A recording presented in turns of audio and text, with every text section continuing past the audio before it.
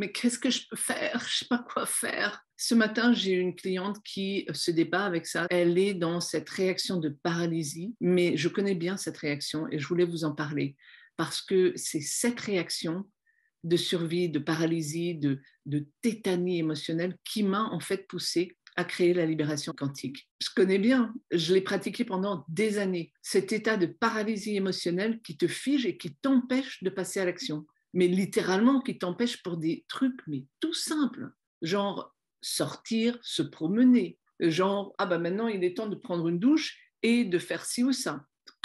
En fait, c'était une réaction de survie qui va littéralement inhiber ta capacité à accéder aux zones de cerveau qui te permettent de passer à l'action. Et donc cette cliente, elle est là-dedans et elle se tape dessus.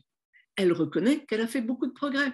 Ce matin, je lui parlais du fait que ce n'est pas tant la réaction de survie qui est le problème, mais la réaction qu'elle-même a par rapport à cette réaction de survie. Elle se déteste lorsqu'elle est dans cet état-là. Elle se tape dessus, elle se traite de tous les noms. En fait, c'est souvent le jugement que l'on se porte à soi-même sur nos comportements ou nos croyances ou ces réactions instinctives que l'on a. C'est les jugements qui posent le problème plus que la réaction instinctive. Si tu arrêtes de te juger, si tu te permets de prendre un peu de recul, tu commences à pouvoir prendre conscience de ce qui se passe en toi.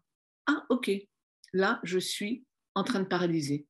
Ah, ok, là, je suis en train de me taper dessus parce que je paralyse. Et lorsque tu prends ce recul, alors tu peux commencer à l'accueillir dans le cœur, qui est quand même la base de la libération quantique, parce que tout repose sur cet accueil au cœur ouvert et cette connexion à la source. C'est sûr qu'on est toujours notre pire ennemi. On se parle toujours super mal dans le silence de notre tête, ou plutôt dans le blabla mental incessant de notre tête, qui nous traite de tous les noms. Mais si tu veux changer, est-ce que franchement, je dirais, un petit enfant qui est en train d'apprendre une nouvelle façon d'être, est-ce que tu penses que c'est vraiment super utile et super valorisant de le traiter de tous les noms? Évidemment que non. Évidemment que c'est pas comme ça qu'on va traiter un petit enfant. Non, on va pas le battre à chaque fois, ça marcherait pas. Alors sur ce, c'est bien beau, toutes ces belles théories qui disent aime-toi toi-même et sois sympa avec toi-même et apprends à accueillir et à accepter toutes ces façons d'être. C'est super beau les théories, mais comment on fait?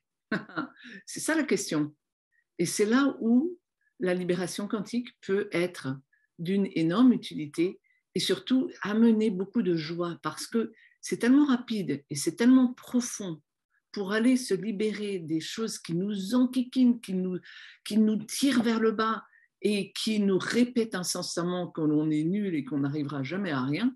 C'est tellement rapide, une fois qu'on a compris le truc, de se recentrer dans le cœur, de se connecter à sa source et d'accueillir et de laisser faire.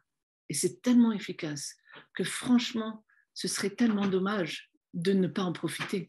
Et si il est temps, enfin, d'arrêter de se taper dessus, de tourner en rond, s'il est temps de sortir de l'abattement et de la procrastination, je t'invite à venir voir ce que c'est que la libération quantique et le pétillant et la magie qu'elle peut apporter dans ta vie.